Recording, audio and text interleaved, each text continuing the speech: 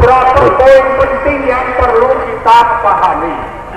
Pertama, atas nama investasi, mereka menjajah dan mengusir rakyat. Siapa yang mengusir, menjajah, itu adalah bangsa sendiri, pemerintahan sendiri, ditambah Cina dan Singapura. Itu yang pertama yang kita perlu pahami. Yang kedua, mereka mengatasnamakan investasi datang dari Cina yang disebut jumlahnya sekitar 11,3 miliar dolar. Itu ternyata perusahaan yang disebut Xingyi itu tidak mampu mendatangkan uang sebesar itu. Kenapa? Karena memang perusahaannya itu kecil, tidak sampai 10 besar dunia. Tapi oleh pejabat-pejabat pemerintah kita disebutkan ini nomor 2 terbesar di dunia, padahal 10 besar juga tidak. Nah, lalu dari mana itu uang yang dibutuhkan tadi sekitar 180 triliun atau 11 miliar itu? Ternyata itu akan datang dari sejumlah duit konglomerat hitam yang tadinya juga merampok APBN, merampok uang rakyat pada skandal BRBI tahun 98.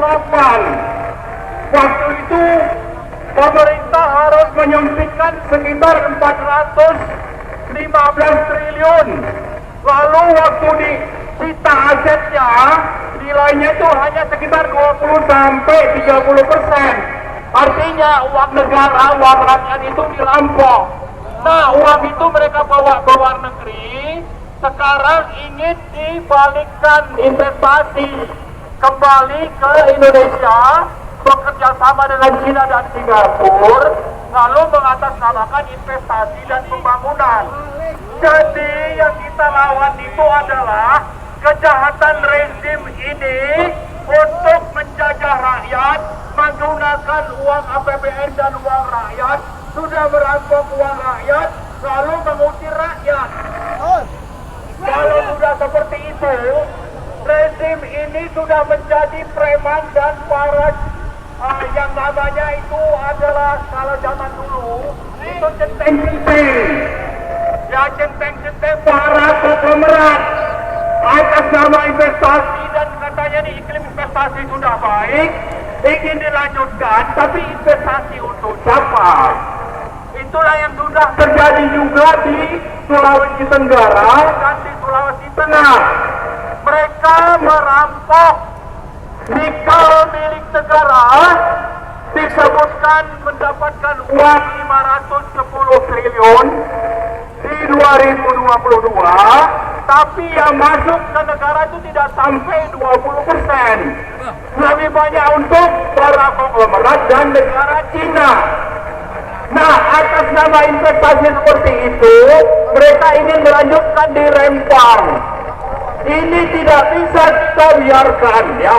Cukong-cukong yang sudah mengendalikan pemerintah ini, pemerintah yang sekedar menjadi centeng-centeng, termasuk ada Panglima TNI, ada Bahlil, apalagi ada Luhut, ya, yang paling sombong itu, sangat sombong.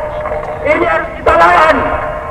Mereka ingin menjajah bangsa sendiri, merampok aset negara atas nama investasi, tapi mereka bekerja untuk para konglomerat hitam yang sudah merampok uang rakyat. Saya kira itu mungkin 3 hal penting yang ingin saya sampaikan. Karena itu jangan takut untuk terus melawan, ya. Saya bukan memprovokasi, saya menceritakan fakta. Ada kejahatan sistemik oleh pemerintah untuk menjajah dan menghisap rakyat, dan karena itu harus kita lawan. Terima kasih. Assalamualaikum warahmatullahi wabarakatuh. Assalamualaikum warahmatullahi wabarakatuh. Baik.